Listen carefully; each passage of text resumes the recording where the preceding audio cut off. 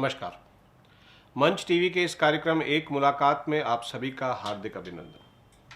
आज के एक मुलाकात की कड़ी में हमारे साथ शहर की एक ऐसी शख्सियत है जिसे इस शहर के लोग, देश के लोग यूथ आइकॉन के नाम से जानते हैं। हमारे साथ है आज की मुलाकात में एक शख्सियत जिनका नाम है ओमी कालानी। ओमी कालानी जी, आपका हमारे इस कार्यक्रम में एक मुलाकात में हार्दिक अभिनंदन।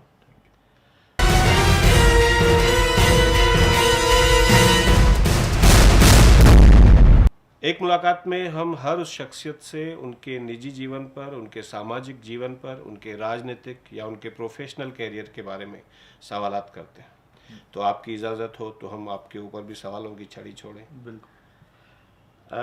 ओमी जी, उल्लासनगर का नाम, जहां पर राजनीतिक नेताओं की अगर बात कही जाए तो सबसे पहला नाम उभर कर आता है पप्पू कालानी।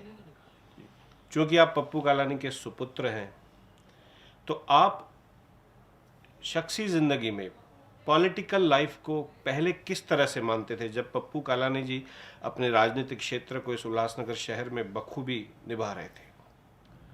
देखिए, 1986 में मेरे पिताजी राजनीति में एंटर हुए,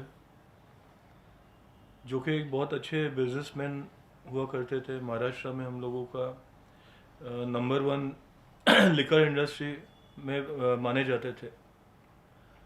उस वक्त जब मेरे पिता ने हमारे शहर की ये हालत देखी कि कोई इंफ्रास्ट्रक्चर नहीं, कोई रोड नहीं, कॉरपोरेशन, जो आज कॉरपोरेशन है उस वक्त काउंसिल हुआ करता था, काउंसिल का साल का बजट 5 करोड़ हुआ करता था। फंड्स कहाँ जाते थे कुछ पता नहीं पड़ता था, डेवलपमेंट कुछ था नहीं। ये सब चीज़ें देख कर के वो पॉलिटिक्स में उतरे। पॉलिटिक्स में आके उन्होंने अपना बिजनेस गंवाया, उन्होंने फैमिली लाइफ गंवाई। उस चीज़ का अफसोस नहीं है हम लोगों को, खुशी है कि वे आखिर जिस शहर में हम रहते हैं वो शहर उन्होंने बनाया। उसके बाद उनके पॉलिटिक्स में एंट्री करते ही 1 साल के अंदर जिस काउंसिल का बजट 5 करोड़ रुपया हुआ करता था वो पहुंच गया 35 करोड़ रुपये। और डिफरेंस सिर्फ एक ही था कि भाई उन्होंने जो ऑक्ट्राय और टैक्सेस में जो चोरियां हो रही थी, उन्होंने से वो चोरियों पे कंट्रोल किया। आज ये जो कॉरपोरेशन है या काउंसिल बोले, ये एक हब है समझो। जैसा हम हमारा बिजनेस चलाते हैं, हम हमारा एडमिनिस्ट्रेशन रखते हैं, जो आदमी प्रॉपर एडमिनिस्ट्रेशन कर पाएगा वही आदमी ये कॉरपोरेशन चला पाएगा। वो उन्होंने साबित किया और डेवलपमेंट जो है आज लोगों के सामने। ओमी जी, तब जब पप्पू कालानी जी राजनीतिक क्षेत्र में बखूबी नाम कमा रहे थे, तब आप उम्र में छोटे होंगे और आपका अनुभव भी आज जितना है उतना नहीं होगा। तब जब राजनीतिक क्षेत्र के साथ साथ उल्लासनगर की डेवलपमेंट के साथ साथ कुछ ऐसी घटनाएं घटती थी कि पॉलिटिकल राइवलरी होती थी, उनके ऊपर आरोप दर्ज होते थे, तो आज इस समझ में, इस अनुभव में आने के बाद उन आरोपों के बारे में आप क्या कहेंगे? देखिए, 2 बातें हैं। एक तो जो कोर्ट मैटर्स है, मैं ज़्यादा डिटेल में नहीं जाना चाहूँगा उन चीज़ों पे। ऑलरेडी सब्जुडाइज है केसेस, तो उस मामले में मेरा बोलना कोई ठीक नहीं रहेगा। लेकिन जो भी लोग बोलते थे, जो भी सब केसेस हुए थे, ये सब पॉलिटिकल केसेस थे। और समझो जो घटना घटते थे वो ठीक है, मैं क्लेम नहीं करूँगा कि इन्होंने ही कराए होंगे, लेकिन वो आखिर थे कौन? कोई शहर के रखवाले थे, कोई मतलब आखिर वो कौन थे? किसी ना किसी क्रिमिनल ग्रुप से अटैच थे, किसी ना किसी एक्सटॉर्शन में जुड़े हुए थे, किसी ना किसी मर्डर्स में इन्वॉल्व थे। तो मैं कुछ ज़्यादा उस पर कमेंट नहीं करना चाहूँगा। मुझे बहरहाल जनता ये जरूर जानना चाहेगी, हमारे देखने वाले ये जरूर जानना चाहेंगे कि एट प्रेजेंट स्टेटस क्या है। क्या पप्पू कालानी जी न्यायपालिका के किसी आदेश के अनुसार शहर में वापस आ सकते हैं? बिल्कुल आ सकते हैं, पॉसिबिलिटी? यस। चलिए, पप्पू कालानी जी के सुपुत्र ओमी कालानी कह रहे हैं कि इस बात की बिल्कुल पॉसिबिलिटी है कि उल्लासनगर शहर में शहर के लाडले नेता पप्पू कालानी वापस आ सकते हैं। ओमी जी, आपकी एंट्री पॉलिटिक्स में कब, कैसे, क्यों, क्या पप्पू कालानी चाहते थे कि ओमी कालानी भी पॉलिटिक्स में आए? देखिए, आप एंट्री शब्द यूज़ कर रहे हैं। पॉलिटिक्स हमारे ब्लड में है। मेरी एंट्री उसी दिन हो चुकी थी जिस दिन से मेरे पिता ने पॉलिटिक्स में एंट्री की थी। अब रहा सवाल कि मेरा खुद इलेक्शन कॉन्टेस्ट करना और अभी जो लाइमलाइट में आना, वो एक अलग इशू है। मैं पॉलिटिक्स में हमेशा से ही था, हमेशा से बिहाइंड द कर्टन्स मैंने काम किया है। बचपन से मैंने पिताजी के साथ रह रह के राजनीति ही देखी है। अब ये मौका आया कि भाई मुझे इलेक्शन कॉन्टेस्ट करना पड़ा, अदरवाइज हम लोगों का एक डिसाइडेड था, पिताजी और मेरा, कि एक जन कंप्लीट पॉलिटिक्स में रहेगा और एक जन कंप्लीट बिजनेस में रहेगा। उसका रीज़न था कि भाई पॉलिटिक्स हमारा बिजनेस नहीं बनाना चाहते हैं। जो आज के टाइम पे अगर आप देखेंगे तो बहुत सारे पॉलिटिशियंस ऐसे हैं जिनका कोई पर्सनल बिजनेस है नहीं, तो उसका क्या मीनिंग है? अगर बिजनेस नहीं तो वो पैसे कहाँ से कमाते हैं, घर गाड़ियाँ कैसे लेते हैं? आज कम से कम हम लोगों का इतना है कि भाई कि कोई भी करप्शन के चार्जेस नहीं है हमारे ऊपर। कोई एक आदमी ये क्लेम नहीं कर सकेगा कि भाई कि कलानी फैमिली में किसी ने 1 रुपया लिया हो। हमारे खुद के बिजनेस है, खुद कमा रहे हैं, खुद खा रहे हैं। चलिए, ये कार्यक्रम देखने वाले लोगों को ये भी पता पड़ा, क्योंकि ओमी कालानी जी मीडिया के सामने आकर अपनी बातें क्लियर करें, ऐसा मौका बहुत कम ही मिलता है। आज ये बात भी क्लियर हुई कि ओमी कालानी जी शुरू से पॉलिटिक्स में इंटरेस्टेड थे। अगर किसी को ये गलत फहमी हो कि ओमी कालानी जी इंटरेस्टेड नहीं थे और बाद में हुए, तो ये गलत फहमी भी आज दूर हो गई। ओमी कालानी जी, पॉलिटिक्स में आप आने के बाद आप उसको किस तरह से चला रहे हैं? लोग कहते हैं कि युवाओं को साथ में लेकर चलते हैं, शक्ति प्रदर्शन ज़्यादा हो रहा है, सूझबूझ की पॉलिटिक्स नहीं हो रही है। इस बात पर रोशनी डालेंगे जरा। देखिए, आप कैसे बोलेंगे सूझबूझ के पॉलिटिक्स नहीं हो रही है? आज मैं जो मुद्दे ले रहा हूँ, मैं शहर के मुद्दे ले रहा हूँ। मेरे कोई पर्सनल बेनिफिट्स नहीं है। पिताजी ने हमेशा सिखाया है कि भाई हम जिस शहर में रह रहे हैं, जिस शहर में हम पॉलिटिक्स में हैं, वो शहर में बिजनेस करना नहीं है हमको। हमारे जो भी बिजनेसेस है सब बाहर है। मैं जो मुद्दे यहाँ लेता हूँ वो शहर के हित के मुद्दे ले रहा हूँ। और जहाँ तक अभी सवाल रहा कि यूथ का, जब मैं यहाँ देख रहा हूँ कि मेरी समझो एक फैक्ट्री है गोवा में, लिकर फैक्ट्री है, तो मेरा बहुत बार अक्सर गोवा आना जाना होता है बिजनेस के सिलसिले में। जब मैं वहाँ पे लोग देखता हूँ, यूथ मुझे एयरपोर्ट पे मिलते हैं, कहाँ जाते हैं वो लोग? कसिनो। क्यों? मेरा खून खोलता है कि भाई हमारे शहर का यूथ बिगड़ रहा है। आज अगर मैं उनको सुधार रहा हूँ तो उसमें गलत क्या? अपने आप में ये भी एक हासिलात की बात है कि उन युवाओं को राजनीति की तरफ, सतर्कता की तरफ इन्होंने मोड़ा है। उम्मीद तो यूं कहें कि सूझबूझ की बात भी अब पॉलिटिक्स में होगी और ओमी कालानी जिस रास्ते चलेंगे उस रास्ते उल्लासनगर शहर के विकास की बात सोची जाएगी। मैं चाहूँगा तो ये लोगों से ये अपील करूँगा कि यूथ जो है हमारे पूरे देश की ताकत है। एक बार सत्ता हमारे यूथ के हाथ में देखो। आज 10 साल हुए हैं, सेना, बीजेपी और आरपीआई और साई पार्टी का जो गठबंधन है, 10 साल में वो, मैं चैलेंज करता हूँ कि वो लोग मुझे अपने मैनिफेस्टो में एक ऐसी चीज़ बताए जो उन्होंने पूरी की हो। हम जब इलेक्शन लड़े थे, एमएलए इलेक्शन, हम लोगों ने 10 नंबर्स के मैनिफेस्टो बनाए थे, उसमें से 8 हम पूरे कर चुके हैं। वर्चस्व कैसे बरकरार रखेंगे? आपने अभी अभी जिन पार्टियों के नाम लिए, उनमें से कई पार्टियां ऐसी हैं जिनके साथ जुड़ने की आपकी बात इन दिनों कही जा रही है, जैसे कि भारतीय जनता पार्टी में ओमी कालानी जुड़ रहे हैं, ओमी कालानी आ रहे हैं, उनको लिया जा रहा है। मुझे लिया जा रहा है, नहीं लिया जा रहा है, ये वो कौन होते हैं तय करने वाले? ये तय मुझे करना है। आज तक मेरे मुंह से कभी कोई स्टेटमेंट निकला है क्या इस बारे में? ये लोग जहाँ पूरे देश भर में हमारे प्रधानमंत्री जी मोदी जी का नाम लेके अपना पब्लिसिटी कर रहे हैं, यहाँ ओमी का नाम लेके पब्लिसिटी कर रहे हैं। तो आप यहाँ जनता को इस बारे में क्या कहना चाहेंगे? मेरा किसी से भी कोई भी कमिटमेंट नहीं है, वो स्पष्ट है। मुझे वो लोग डिपेंडेंट है मेरे ऊपर। इसकी वजह से वो लोग मुझे प्रपोजल भेज रहे हैं। कभी शिवसेना अलग प्रपोजल भेजेगी, कभी बीजेपी अलग प्रपोजल भेजेगी। डिसीजन मुझे लेना है, वो कौन होते डिसाइड करने वाले? कुछ दिन पहले अखबारों में ये भी खबर आई थी कि मनसे के कुछ पदाधिकारियों के साथ जी यस, मेरा बैठक हुआ है और उनका भी प्रपोजल है मुझे, जिस तरह बाकी के पार्टीज का प्रपोजल है। हम बैठ के विचार करेंगे। हमारी कोर कमेटी बनी हुई है, कोर कमेटी डिसीजन लेगी उस पर। आपकी माता जी इस शहर की आमदार श्रीमती ज्योति पप्पू कालानी, उनका कार्य कैसे चल रहा है? उनके कार्य से आप सहमत हैं? क्या आपकी पैरेलल लेवल पे सहमति है पॉलिटिक्स में? बिल्कुल। आज समझिए वो अपने एक एज एन एमएलए को जो जो काम करना चाहिए, विधान भवन में जो जो आवाज़ उठानी चाहिए, हमारे शहर के मुद्दे, आज अगर देखा जाए, आज की बात बताऊं तो हर अधिवेशन में जो मैक्सिमम जो LAQs जो जाते हैं वो मम्मी की तरफ से जाते हैं, और हमारे हमारे शहर के मुद्दों को लेकर के। बाकी लोकल लेवल पे जो पार्टी संभालना हुआ, लोगों का काम करना हुआ, मम्मी और मैं पैरेलल काम कर रहे हैं। दोनों एक साथ ऑफिस में बैठते हैं। काफ़ी टाइम मम्मी देती हैं ऑफिस में, काफ़ी टाइम मैं देता हूँ। और ये आपने परिवार की बातें कही कि पॉलिटिक्स में तो जैसे ही पप्पू कालानी जी थे तब से पॉलिटिक्स में आपकी जैसे वो एक एग्रेशन या फिर एक एक्साइटमेंट था, तो और कुछ महिलाएं कालानी परिवार से इस बार पॉलिटिक्स के क्षेत्र में आने वाली हैं? जी हाँ। आज समझिए मम्मी पहले नगर सेवक थी, नगर सेवक से अभी आमदार बनी है। अभी मम्मी की जगह पे हम मेरी जो बड़ी सिस्टर हैं सीमा दीदी, उनको हम राजनीति में लेकर आ रहे हैं। एक एक पर्टिकुलर स्टैंड जनता के लिए आप इस मुलाकात के माध्यम से बताएंगे? जनता के लिए आपने क्या विजन बनाया है? 2017 इस तरह की प्रोपोगंडा बहुत हो रही है, क्या विजन है उसका?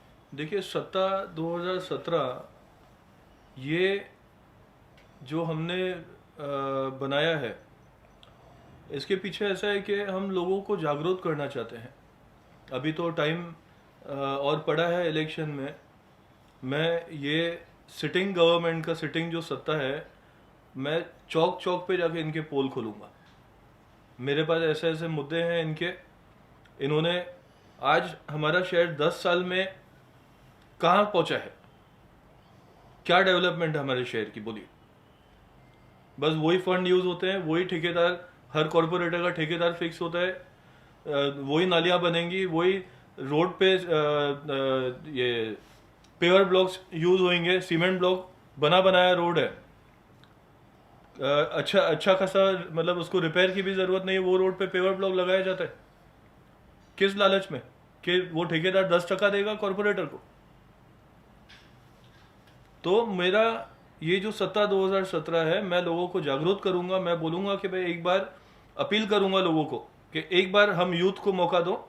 और मेरे जो टीम 30 के जो चेहरे हैं, सब के सब क्लीन चेहरे हैं। उसमें बहुत सारे मैं नए यूथ को लेकर आया हूं। आज हमारे पार्टी की रेखा ठाकुर है, वो भी नई थी, यूथ है, उसको फ्रेश पॉलिटिक्स में लेकर आया। आज आप उनके एरिया में जाके आप उनका नाम पूछिए। तो जब यूथ को मौका मिलेगा तो वो हम प्रूव करेंगे अपने आप को। और ये टीम 30 क्या है? मतलब 30 ऐसे उम्मीदवार जो कि चुनाव में, देखिए, नॉर्मली सब पार्टीज का, या अगर आप इवन पास्ट में भी देखेंगे, चाहे हमारी पार्टी पकड़ो, तो एक ट्रेंड हुआ करता था कि लोगों को हाँ करके और गैस पे रख दो। मैं नहीं बिलीव करता हूँ उन चीज़ों में। मैं बहुत स्ट्रेट फॉरवर्ड हूँ। या यस होगा या नो होगा, सोचेंगे, देखेंगे, करेंगे, उन चीज़ों में मैं बिलीव नहीं करता। तो ये जो 30 कैंडिडेट्स हैं, मैंने इनको एक साल पहले लोगों के सामने लेकर आया। मैंने बोला कि ये हमारे कैंडिडेट्स होने वाले हैं और उसमें कोई भी चेंजेस नहीं होगा। एक बार मैंने कमिट कर दिया तो मैं पूरा करूंगा। तो वो 30 उम्मीदवारों को एंड मोमेंट पे क्या होता है कि एक वार्ड में 2 लोग समझो राष्ट्रवादी के टिकट डिमांड कर रहे हैं। मैं अगर एक को कमिट भी करूं तो वो देखेगा कि भाई दूसरा आदमी भी काम कर रहा है, तो वो दोनों काम करना बंद करेंगे। फिर एंड मोमेंट पे होगा क्या कि 15 दिन पहले उनको AB फॉर्म दिया जाएगा, जिसको टिकट बोलते हैं। AB फॉर्म दिया जाएगा, 15 दिन में वो कहाँ तक पहुंचेगा वोटर्स के पास। आज उनको मैंने 1 साल का मंच दिया है, उनको एक्सपोजर दिया है, पब्लिसिटी कर रहा हूँ उनकी, सो दैट वो हर एक घर घर तक पहुंच सके। इन 30 उम्मीदवारों के अलावा भी कई सारे कैंडिडेट्स होंगे जो चुनाव में होंगे। जी होंगे जरूर। कितने उम्मीदवार इस बार, कुछ स्ट्रेटेजी अब तक फाइनल हो चुकी है? जब सभी वार्ड में हम उम्मीदवार देंगे, कोई भी वार्ड खाली नहीं छोड़ेंगे। और एज ऑन टुडे जब हम बात कर रहे हैं तो क्या ये स्ट्रेटेजी बन चुकी है कि आपके उम्मीदवार कौन सी पार्टी से चुनाव लड़ेंगे? NCP से। एनसीपी। यस। तो ये भी सीधी सी बेबाक बात ओमी कालानी जी ने कही। ओमी कालानी जी जो कि इतने बेबाक आज तक किसी भी मीडिया के सामने नहीं हुए, आज बेबाक होकर कह रहे हैं एनसीपी पार्टी से इनके सारे उम्मीदवार चुनाव लड़ेंगे और वो जीत कराएंगे। इनका हौसला बुलंद है। 30 उम्मीदवारों की लिस्ट इन्होंने पहले ही 1 साल पहले ही जाहिर कर दी थी। उमेश जी, अब पप्पू कालानी वाली पॉलिटिक्स की प्रेरणा आप लेंगे या अपना कुछ नया स्टाइल होगा, कोई नई सोच होगी? नई सोच तो है, लेकिन आखिर जो भी मैं सीखा हूँ वो उनसे ही सीखा। मेरी जो भी ये क्या बोलेंगे राजनीतिक जितना मेरा एक्सपीरियंस है, तो वो जो मिला है मैं उनके साथ रह रहकर सीखा हूँ। जनरल बॉडी आप अटेंड करते हैं? यस, और मुद्दों पर आपने अभी पूरा वो अनुभव प्राप्त कर लिया है? कर लिया, बट मैं आवाज़ नहीं उठाता हूँ। जनरल बॉडी में आवाज़ वो लोग उठाते, चिलम चली वो लोग करते जिनका काम नहीं होता। मैंने जो जो काम हाथ में लिया मैं वो पूरा करता हूँ। मेरे कोई काम रुकते नहीं है। विकास की बात, हाउस में जाकर बोलने की बात, ये सारी बातें अपनी जगह ठीक है। अब जब चुनाव आते हैं, वोट होते हैं, तो वोट में इन दिनों देखा गया है कि कुछ राजनीतिज्ञ जो हैं वो एक कास्ट वोट का, मतलब कम्युनिटी वोट का भी एक इस्तेमाल करते हैं। तो ऐसे में जहाँ पर सिंधी समुदाय के ऊपर कहा जाता है कि कालानी परिवार का अच्छा वर्चस्व है, तो नॉन सिंधी परिवारों के ऊपर भी आपका वर्चस्व है। क्या आपने उनके लिए कार्य किए हैं, या फिर ऐसा कोई जातिवाद जब होता है, वोट भी कम्युनिटी के आधार पर दिया जाता है, तो ऐसे में आपकी क्या स्ट्रेटेजी रहेगी? बीपीएल स्कीम क्या है? Below poverty line. Below poverty line किसके लिए है वो स्कीम? राजीव गांधी निराधार योजना है, वो किसके लिए है? आज नहीं, कल हम लोग 350 फ्री गैस कनेक्शन डिस्ट्रीब्यूट करने जा रहे हैं, वो किसके लिए है स्कीम? ये सब बोलने की बातें हैं। कुछ गिने चुने पत्रकार हैं जो लोग जात के ऊपर राजनीति करते हैं। हम एनसीपी से बिलोंग करते हैं। हमारी कोई भी एक पर्टिकुलर कास्ट के ऊपर ये नहीं होता है। व्यापारियों में पप्पू कालानी का वर्चस्व था। हाल ही में आपने यूटीए बनाई है, फेडरेशन जो है उससे कहीं ना कहीं आपके नाते दूर होते दिखाई दे रहे हैं। इस बात पर रोशनी डालें जरा।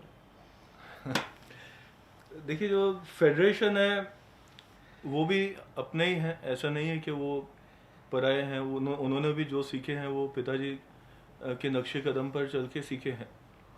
बट कुछ मुझे और नए लोगों को, जैसे मैंने बताया कि टीम 30 बनाया तो मैंने नए चेहरे लेकर आया, यूथ फेसेस लेकर आया, क्लीन फेसेस लेकर आया। उसी तरह ये यूटीए भी एक ऐसा ही है, एक अलग संगठन है जो हमारे शहर के लगभग अभी आज 4000 दुकानदार इस हमारे यूटीए से, इस संगठन से जुड़े हुए हैं। तो इसमें मैं एक हमारे जितने भी व्यापारी हैं उनको यूनाइट कर रहा हूँ। आज हम लोगों की कमजोरी क्या है? आज हम पर कोई भी आके क्यों दादागिरी कर सकते? उसका एक ही एक रीज़न है कि हम में यूनिटी नहीं है। आज अगर मेरा ये जो यूटीए बनाया है या फोरम है, उसका रीज़न ही है कि भाई मुझे लोगों को यूनाइट करना है। बाकी मेरा फेडरेशन से किससे कोई ऐसा मतभेद नहीं है, वो भी भाई हैं हमारे। यूटीए जैसी कई और हासिलात हैं इन दिनों में आपके, और जनता को बताना चाहेंगे? समझा नहीं मैं। यूटीए जैसे एक व्यापारियों का संगठन एक बना है। दूसरा है फोरम। आज फोरम की बात करें जिसके हमारे अध्यक्ष पीतू राजवानी जी हैं। आज हमारा जो शहर है ये व्यापार का शहर माना जाता है। एक जमाना था जब लोग बोलते थे कि भाई किधर भी मैं आम जनता को ये पूछना चाहूँगा कि आप अपने मन से एक सवाल पूछो कि आज से 5 साल पहले हम किधर भी जाएं तो हम लोग बोलते थे कि हम कल्याण से हैं। उल्लासनगर बोलने में शर्म आता था कि उल्लासनगर बोलेंगे, लोग बोलेंगे अच्छा वो डुप्लीकेट जहाँ बनता है। आज किधर है हमारा शहर? आज ये वही शहर है, ये वही मैन्युफैक्चरर्स है। इनको मेरे पिताजी ने जो इंफ्रास्ट्रक्चर यहाँ दिया था, इनको प्रॉपर रोड्स दिए, इनको एमएससीबी के फैसिलिटीज़ दिए, इंडस्ट्रियल लाइट्स दिए, इनको लोड शेडिंग बंद करवाया, पानी की सप्लाई दिलवाए, लेबर का कोई यूनियन नहीं है। आज ये सब जो मेरे पिता का जो देन है, ये इंडस्ट्रीज आज वो वजह से ग्रो करके आज हमारे शहर का ये पोजीशन है कि पार्ले जी जैसी कंपनी उल्लासनगर से मैन्युफैक्चर करवाती है। बड़े बड़े डेनिम कंपनीज, स्पाइकर जैसे companies, United colours of Benetton जैसे कंपनीज हमारे शहर में मैन्युफैक्चर करवाते हैं। हमारे शहर का मैक्सिमम बिजनेस जो है आज एक्सपोर्ट है। जहां एक तरफ लोग बात करते हैं डुप्लीकेट बनाने का, आज वो फॉरेन कंट्रीज हमसे माल बनवा के ले रहे हैं। क्यों? जरूर हमने वैसा क्वालिटी, हमारे लोगों ने वैसे स्टैंडर्ड्स मेंटेन किए हैं। आज आप किसी इंडस्ट्रीज में जाओ, स्मॉल स्केल इंडस्ट्रीज में, सबके पास ISI सर्टिफिकेशन है, ISO सर्टिफिकेशन है। मतलब हम क्वालिटी वाइज आज पूरे महाराष्ट्र को कम्पीट करके बैठे हैं। आज एक्सपोर्ट्स देखो तो उल्लासनगर का पूरा एक्सपोर्ट मिला और पूरे महाराष्ट्र का एक्सपोर्ट मिला, हम फिर भी आगे। शक्ति प्रदर्शन के चलते या फिर अपने युवा शक्ति को आगे बढ़ाने के लिए सेवा बल नाम से कुछ जी, सेवा बल एक ऐसा संगठन है जिसमें बहुत सारे लोग, हमारे यूथ खास तौर से, जो आउटलाइन में चले जाते हैं, जो लोग क्राइम लाइन में चले जाते हैं। तो सेवा बल बनाने का रीज़न ये था कि भाई मैं वो यूथ को यूनाइट करूं। उनके हम वर्कशॉप लेते हैं, उनको हम सिखाते हैं कि भाई आज क्राइम करने से या आउटलाइन होने से या जुआ खेलने से फ्यूचर क्या है, हमारे शहर का क्या फ्यूचर। तो ऐसे यूथ को हम इकट्ठा करके उनको आम पब्लिक की सेवा करने का हम वर्कशॉप देते हैं। आज जिधर भी देखो, कोई भी समझो फॉर एग्जांपल कि भाई अचानक से पता पड़ता है, फ़ोन आता है कि भाई कुछ गुंडे घुस गए हैं किसी दुकान में, सामान उठा के फेंक रहे हैं, ज़बरदस्ती खाली करा रहे हैं, किसी का फ्लैट कब्जा होता है। तो इन चीज़ों के लिए हम हमारा ये सेवा बल यूज़ करते हैं कि भाई उन गुंडों को मुंह तोड़ जवाब दो। गुंडागर्दी की आपने बात कही ओमी जी, गुंडे घुस गए और मारधार की, ऐसे में बात एक याद आई, इन दिनों शहर में धमकियों भरे फ़ोन आना एक परिचर्चा बन गई है लोगों के लिए। सुरेश पुजारी नामक किसी कुख्यात गुंडे के फ़ोन आ रहे हैं सबको। उस बारे में आपका भी एक ऑडियो वायरल हुआ था, उस बारे में आप लोगों को बताएंगे? मैं आपको टोकना चाहूँगा इस बात पे कि कुख्यात बोल के उसका मनोबल बढ़ता है। वो एक चिंदी चोर है। ऐसे चिंदी चोर लोगों को हम हमारे यहाँ पे एंट्री देंगे नहीं, वो तय है। आज मुझे फ़ोन्स नहीं आते होंगे क्या? और मैं इन चीज़ों में डरने वाला नहीं हूँ। मैंने बार बार हमारे लोगों को एक अपील की है कि अगर एक जन भी उसको उसके डर के मारे अगर उसको पैसे दिए तो वो पूरे शहर को लूटने आ जाएगा। तो ऐसे चिंदी चोर और टपोरी लोगों को कुख्यात बोल के हम लोगों में डर पैदा कर रहे हैं। तो मैं आपसे रिक्वेस्ट करूंगा कि आइंदा जब भी आप सुरेश पुजारी की बात करो तो एक टपोरी या एक चिंदी चोर वर्ड ज़रूर ऐड करना, तो जैसे लोगों को लगे कि भाई वो पेटी गुंडा है, कोई वो नहीं है। बहरहाल ओमी कालानी जी से कुछ गुण हमें भी सीखने होंगे। ओमी जी आगे बढ़ते हैं। अच्छी बात कही और एक निडरता की बात है इसमें, पूरे शहर के लिए एक संदेश है। भाषा आपकी कोई भी हो, लेकिन दिल में जो आपकी निडरता है, मन में जो आपकी निडरता है, वो बिल्कुल बरकरार है। इसी निडरता के चलते मैं आपसे सवाल पूछूंगा, इन दिनों कई सारे छोटे मोटे किस्से जो हैं आपके चर्चा में हैं, जैसे कि हाल ही में एक बाबू माखीजा का चर्चा था कि वो आपकी टीम में शामिल हुए हैं। तो इस बात का हकीकत है, वो शामिल है, यस, वो आपकी टीम में शामिल हो गए। चाहे एनसीपी से आप चुनाव लड़ेंगे फिर भी वो आपके टीम में शामिल। 100%। अभी हाल ही में परिवहन समिति के सभापति पद का चुनाव हुआ, उसमें भी सेटिंग्स की बात चर्चा में आई है। इस बारे में आप क्या? आज लग रहा है आप मुझे पूरा एक्सपोज करने के मूड में नहीं अभी आपकी बात दुनिया के सामने होगी, आपके मुंह से होगी। देखिए, मैं कम शब्दों में बहुत कुछ बोलूंगा कि ये ट्रेलर है, पिक्चर अभी बाकी है। चलिए, ओमी जी ने ट्रेलर दिखा दिया है, आज पिक्चर अभी बाकी है, एक मुलाकात और करनी होगी। बहरहाल ओमी कालानी की बेबाक बात आज हमने भी पहली बार सुनी और आप भी इस कार्यक्रम के माध्यम से देखेंगे। हमने इनके सामने वो सारे सवालात रखे जो जनता के सवालात थे, जो जनता के बीच चर्चा का विषय बने। ओमी जी, हमारे इस कार्यक्रम में एक रैपिड फायर का सेक्शन होता है जिसमें मैं आपसे एक शब्द कहूंगा और इमीडिएट बिना सोचे उसका जवाब आप देंगे, एक शब्द या एक वाक्य में।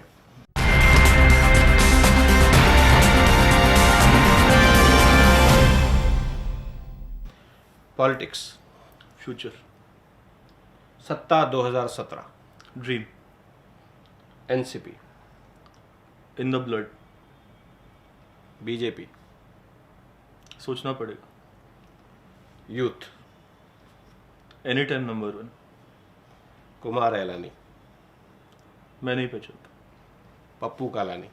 गॉडफादर, जाते जाते कुछ भावुक क्षण, कुछ खुशी के क्षण, एक सवाल जिसमें आपसे वो क्षण पूछा जाएगा जब आप सबसे ज़्यादा खुश हुए थे, और दूसरा वो क्षण जब सबसे ज़्यादा दुखी हुए। सबसे ज़्यादा खुश अभी मैं रिसेंटली हुआ हूँ। मैं मेरे फैक्ट्री के काम से गोवा गया हुआ था, जहाँ मुझे फ़ोन आया कि मम्मी का मेजर एक्सीडेंट हुआ है, और मैं भागा वापस आया यहाँ पे। जिस वक्त डॉक्टर्स ने बोला कि नॉट टू वरी, कुछ भी नहीं है, वो मेरे लाइफ का सबसे खुशी वाला पल था। और जो सबसे दुख वाला पल वो था जब मैं कोर्ट में पिताजी के साथ मौजूद था, जिस वक्त उनको कन्विक्शन सुनाया गया था, तो टूट गया था मैं उस वक्त। वो मेरा सबसे दुखी पल रहा। चलिए, उल्लासनगर शहर के यूथ आइकॉन ओमी कालानी से ढेर सारी बातें हमने जानी। इसी तरह हमारा यह सिलसिला जारी रहेगा। फिलहाल अब के लिए इस मुलाकात में, एक मुलाकात में लेता हूँ आपसे विदा। नमस्कार।